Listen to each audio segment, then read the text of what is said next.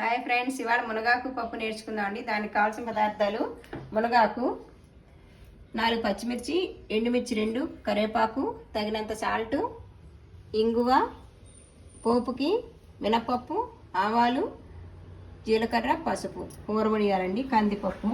ఈ గ్లాస్తో తీసుకున్నానండి. ఈ కప్పుడు మునగాకుకి ముందుగా ఉడకబెట్టుకోవాలి. ఇలా ముందుగానే ఉడకబెట్టుకున్నాను, టైం పడుతుందని. ఇలా బద్దలా ఉండాలి, బాగా పేస్ట్లా అయిపోకూడదు. ఇలా ఉడికిందా లేదా అని ఇలా చూసుకుంటే ఇగో అలా చూసుకోవాలి. పొడికూరండి, మునగాకు పొడికూర. ఇప్పుడు స్టవ్ వెలిగించుకుందాము.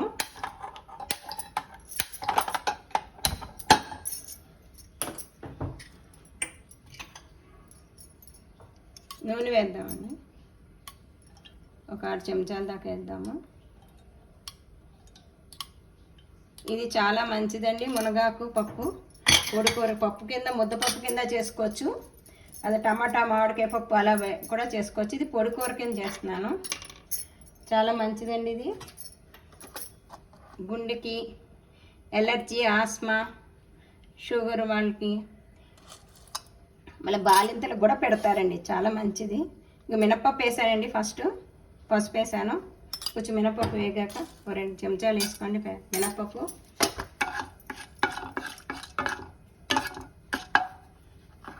హైలో పెట్టాను.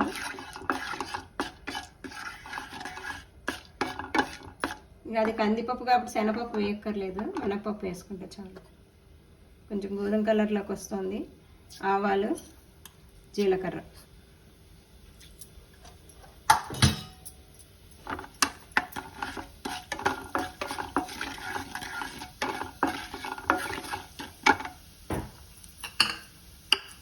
ఇప్పుడు తుంచి మిరపకాయలు వేసుకోవాలండి. 2 తుంచిన మిరపకాయలు, పచ్చిమిర్చి చీల్చానండి, కారం అంటుకుంటుందని. కరివేపాకు,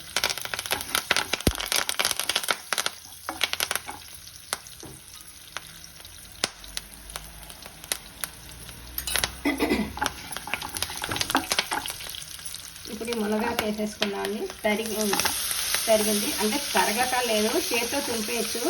లేతగానే ఉంది ఆకు, చిన్నగా ఉంటుంది కదా. బాగా శుభ్రం చేసుకొని కడుగుని ఆరపెట్టుకొని చేతితో తుంచేస్తే చాలు. ఇంకే మగ్గిపోతుందండి. ఇప్పుడు తగినంత సాల్ట్ వేసుకుందాం. పప్పుకి, ఆకుకూరకి సరిపోయేది ఉప్పు చూసుకొని తినేదాన్ని బట్టి వేసుకోండి. ఇలా ఒకసారి కలిపేసేసి ఈ ఆకు పచ్చివాసన పోయి కమ్మదనం వచ్చేదాకా వేయించుకున్నాక అప్పుడు పప్పు వేసుకోవాలి. ఇది సిమ్లో పెట్టి మూత పెడదామండి.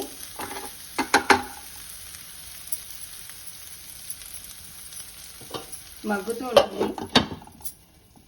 ఈ లోపల ఇక్కడ మనం ఇది వడియాలు వేయించుకుందామండి. కూర వడియాలు.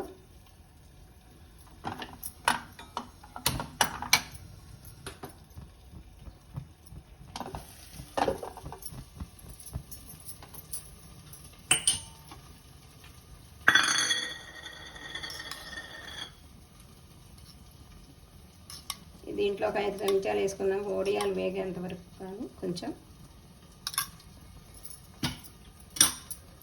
మినప్పిండి అండి. కూర వడియాలు అంటే ఉత్తి మినప్పప్పు, వేసంకాలం పెడతాము. మినపప్పు, ఉప్పు, జీలకర్ర వేసుకుని పెట్టుకోండి.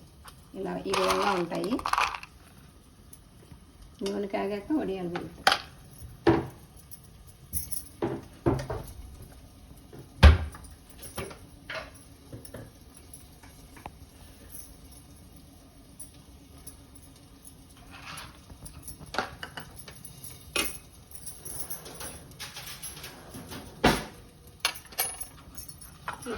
కాగిందండి నూనె, వడియాలు వేసేద్దాం.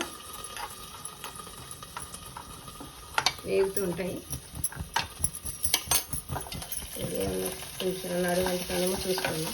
బాగానే మగ్గుతుందండి. పచ్చివాసన పోయేదాకా కొంచెం మగ్గించాలి. ఉప్పు వేసాం కదా, బాగానే మగ్గుతుంది. దగ్గర పడిపోయింది చూసారే, ఎంత కూర ఉన్నా కూడా.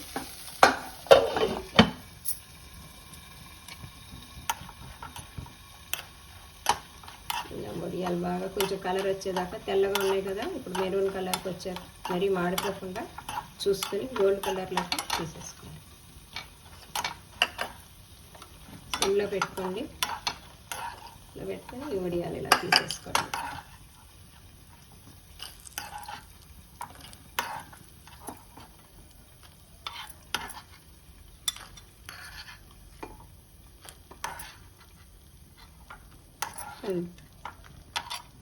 ఈ మిగిలిన నూనెలో ఇంగు వేసేద్దామండి. ఇప్పుడు ఫ్లేవర్ అంటుకుంటుంది, అందుకని వేసాను. తీసుకున్నా ఈ ఇంగు నూనె దీంట్లో వేసేద్దాము.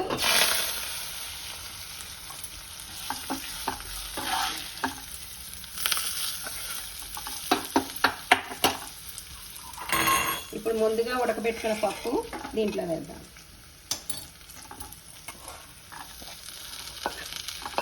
ఇలా విడిగా మరీ మ్యాష్ అయిపోకూడదు, బద్ద కింద కనపడాలి, అప్పుడే పొడి కూర అనమాట. పొడి పొడిగా ఉంటుంది కూర. ఇప్పుడు ఈ కూర పప్పుకి అంతా మునగా కంటేటట్టుగా బాగా కలుపుకోవాలి. అడుక్కి పైకి బాగా కలుపుకొని కొంచెం లైట్గా కారం వేసుకున్నాము. తినేవాళ్ళు ఎక్కువ వేసుకోవచ్చు, నేను 1 స్పూన్ వేస్తాను. ఎందుకంటే పచ్చిమిర్చి ఎండుమిర్చి అవి ఉన్నాయి కదా, అవి మగ్గినాయి కదా, కారం వండుతుంది. ఈ వడియాల బదులు వెల్లుల్లిపాయలు వేయించుకొని వేసుకోవచ్చండి తినేవాళ్ళు. నేను ఇంగు వేసాను వడియాలను. ఇవి ఏంటండి ఇలా చూసారా ఇలా వచ్చిందా? ఇంతే. బౌల్లో స్టవ్ ఆర్పేసి బౌల్లో తీసేసుకుందాం.